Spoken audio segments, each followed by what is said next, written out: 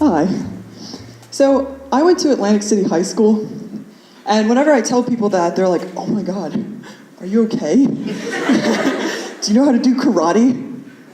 Yeah.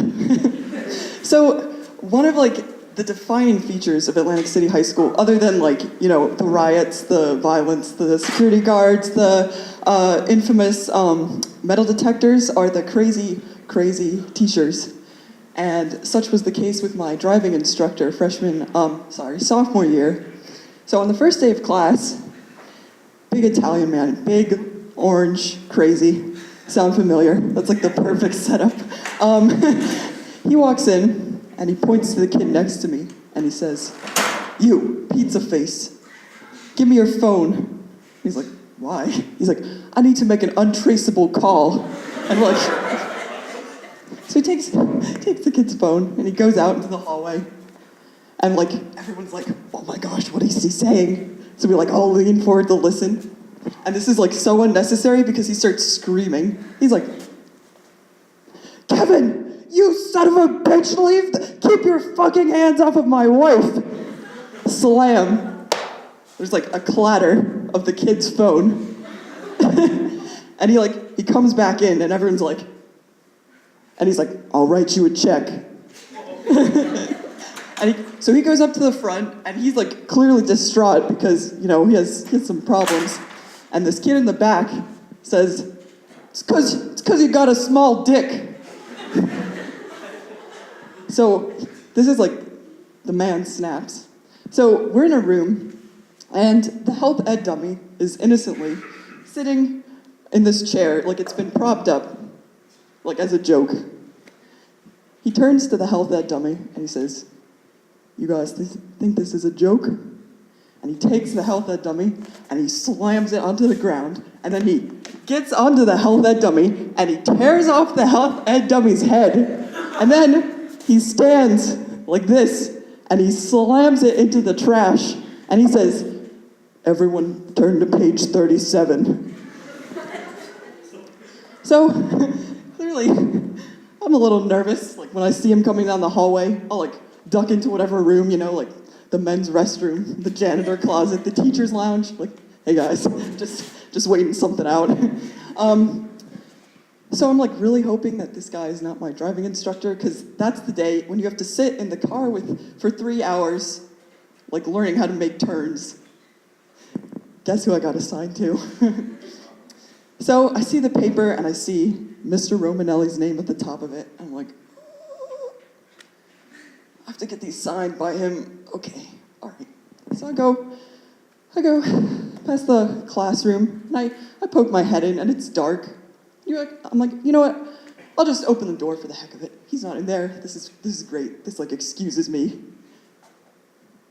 And I hear this whimpering noise. It's Mr. Romanelli. He's in the dark. He's sitting at a desk with his head on the table. The computer is on, glowing, and on it is a self-help video, and it's saying, "If your wife cheats on you, it is not your fault. Do not blame yourself. Get help." And he's crying. So then there's me, standing with the papers, and there's him, crying. And I'm like, and he without even looking, he takes a nearby legal pad and he rips a page off and he blots his eyes. And then he reaches for mine and I'm like, he's gonna dry his eyes with these ones too. So he signs and I'm getting kind of nervous. And I'm like, "Nice weather we're having." He's like, "There could be a 40-day flood for the shit I give. See you on Saturday."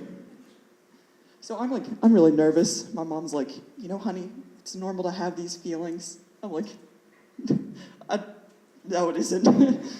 And so in the morning, I'm sitting there waiting, and my mom says, "Is that someone out on the porch?" And I look, and Mr. Romanelli is standing in front of I see him through the glass standing there, but he's not knocking. So I go out, open the door, and there he is smoking a cigarette. And he says, "You're late." So we walk to the car. It's like beat up and scratched because it comes from the school, just like the teachers. So we hop in. I start driving, like I'm doing parallel parking, doing all this stuff. And I look over at Mr. Romanelli, and he's laying back in his seat with his eyes closed. And I'm like, all right, you know what, this is great. Like, I'm like a tiger master with her like tamed orange beast. Then without opening his eyes, the tamed orange beast says, you ever just want to down a bottle of vodka, snap it off by the neck, and drive it through another man's heart? I'm like, Mr. Romanelli, all the time. And he says, take exit 2. So I take exit 2. We're driving, and he says, turn left. I'm like, all right. So I slow down. It's not that great of a neighborhood. He looks over at this crack addict. She's like standing there because it's Atlantic City. And he says, the world is full of whores. And then I see this house. It's gray. It's pretty ordinary. And he says, stop here.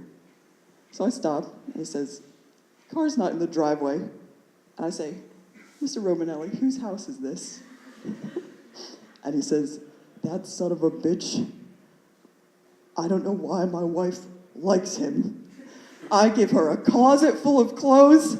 I give her money to buy clothes to put in the closet. I do not know what she wants. So we're sitting outside of the house So I say, Mr. Romanelli, maybe it's not about money. And he says, what do you mean? And I say, maybe it's about the things people have in common. And he says, that is the stupidest thing I've ever heard in my life. Drive us home. So I drive us home. I say, goodbye, Mr. Romanelli. And he says, you take care of yourself, sweetheart. And then I never see him again. But who I do see is a friend of mine. And I'm like, she's coming up through the grades.